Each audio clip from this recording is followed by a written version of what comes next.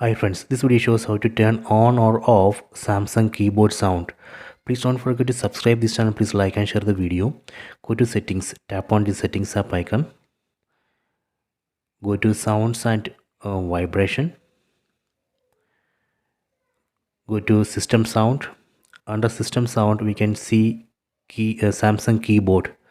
So right now Samsung keyboard sound has been disabled. I am going to enable it. Tap here. Done. So now I have enabled Samsung keyboard sound. Later if you want to turn off, again come here, then tap here and disable Samsung keyboard sound.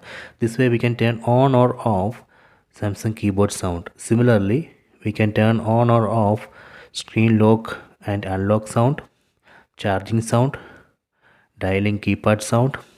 This sound we can control here. We can turn on or off. Okay, so I hope you have enjoyed this video. Please subscribe this channel.